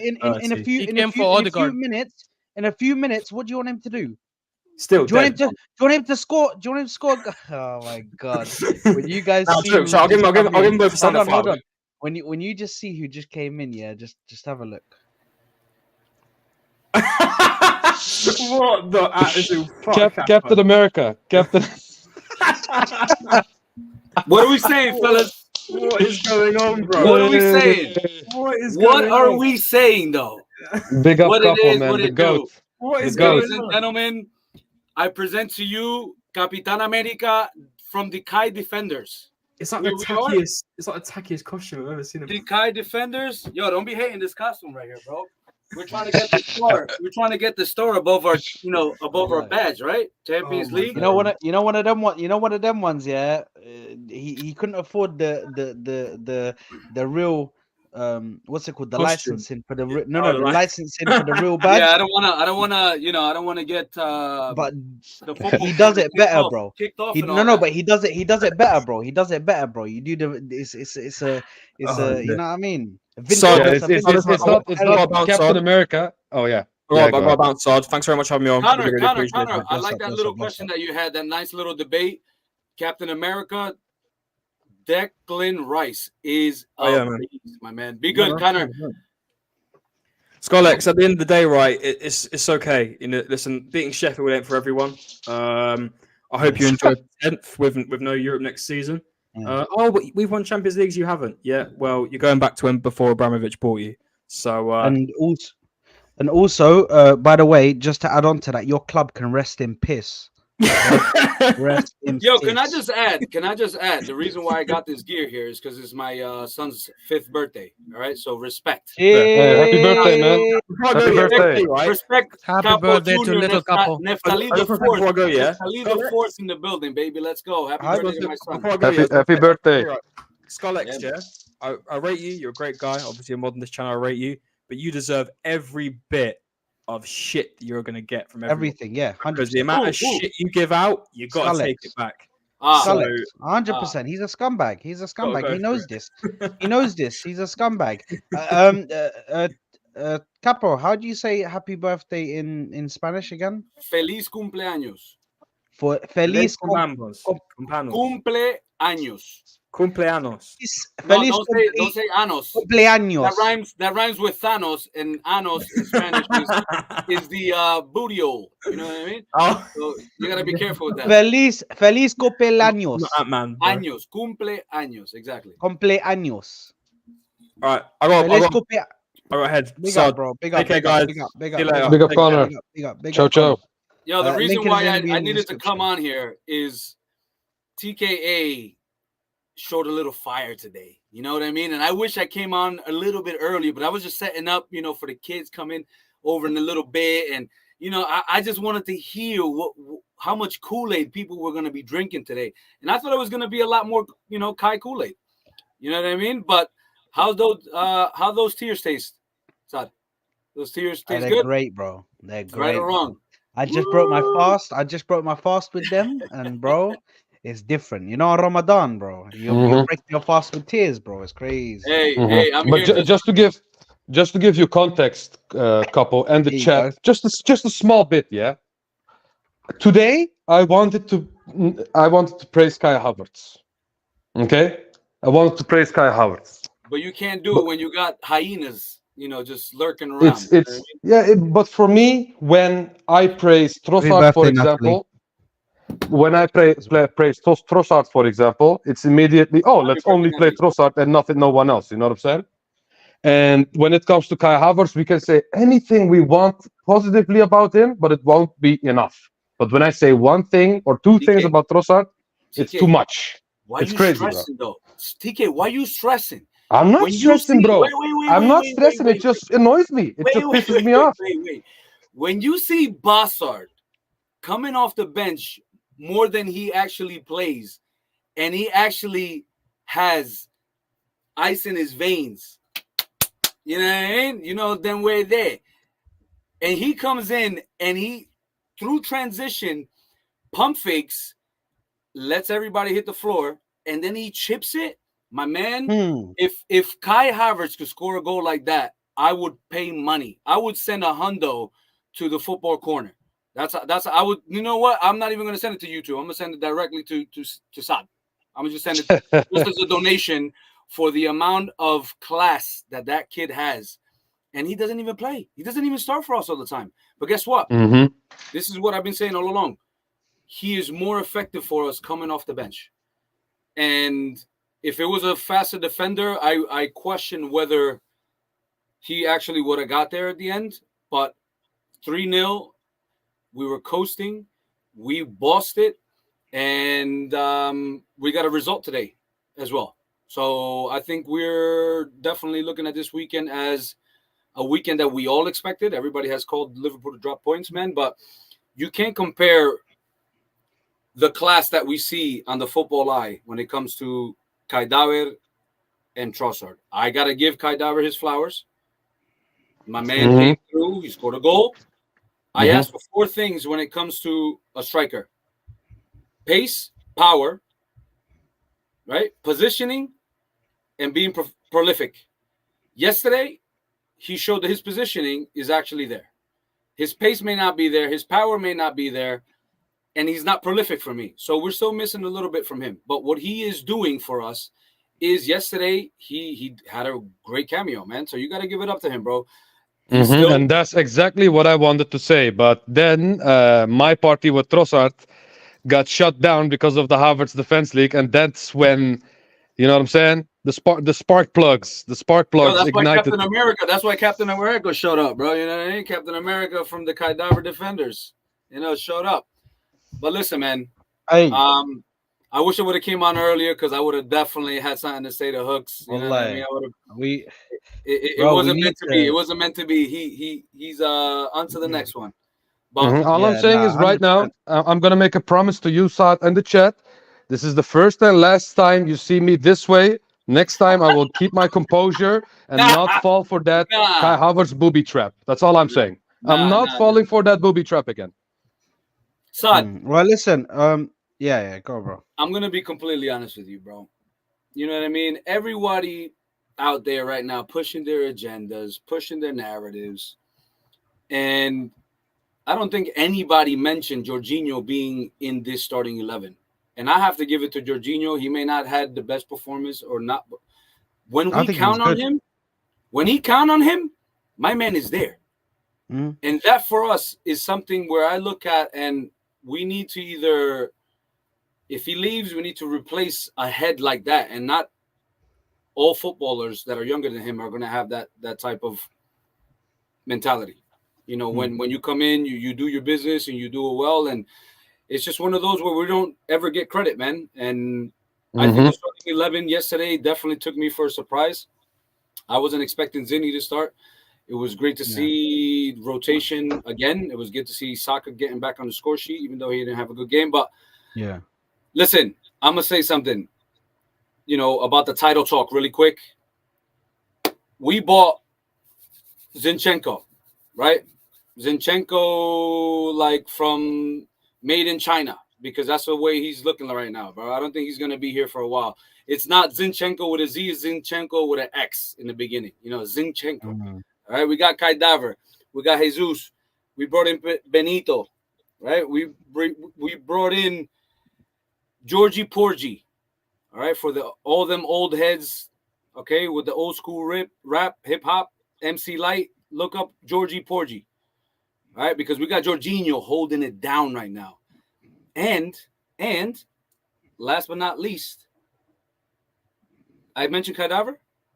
We're finally looking at bringing in a Chelsea player that is actually reaping the benefits in Georgie and Kaidaver. So, listen, man, Arteta needs to get his applause as well. Not even. I wonder how Chelsea fans. Not even a golf clap. Like the fact that we are a proper clap. Yeah, that's a proper clap, bro. And I'm still Arteta standby, because I need to see how he juggles every tournament, every league, every cup. And right now we're only fighting for 2. We already let go another 2. We should be going for all 4. So until I see that, until I see a proper old school feeling of where we can play our youth, right, and go for a League Cup and go for the FA Cup and go towards the end of the Champions League and the league, that's when I'll be Arteta in full, hands down. My man deserves everything. But until he can show me that we can fight for all, then unfortunately I'm going to be where I am. He deserves his clap. I've been Arteta out. I'm not Arteta out right now. I'm Arteta. Show me what you could do. But yesterday, man, 3-0, bro, against Brighton. They haven't lost in a long-ass time over there. My man. Since August. Bro, September actually, but everybody keeps on saying August. I don't know where August came from. It is what it is, bro. You had a tactician as well in the Serbian. They call him a clown. They call him, everybody's favorite lollipop of the week, and it is what it is. But I'm proud of the boys. I'm proud of the boys. And if there's one thing that I said in the group chat, it's on there. I said that I trust my defense, and that all of you guys need to calma, because it was going to end up in a win. I didn't think it was going to be a resounding 3-0 win, but the fact that we kept another clean sheet, Bayern is looking at us right now like, how the hell are we going to break these men down? And the fact that we got him first, that's the next game. We need to win at home, at least a 2-0 at home, at least, because I can't see our defense leaking another 2 goals, even if we were going to the Allianz Arena. So. The only thing with Bayern is I think they will put all their best eggs in the Champions League basket, bro. I said that. Yeah, I brought that up before. Yeah. Yeah. No, 100%. But listen, I think we're gonna end it there, bro. We've been live for freaking nearly 2 hours. Yeah, it's my son's birthday, bro. I wanted to mix it up with you fellas. No. Blessings, bro. But listen, big up to everybody who has tuned in. Big up to everybody who has stuck here with us.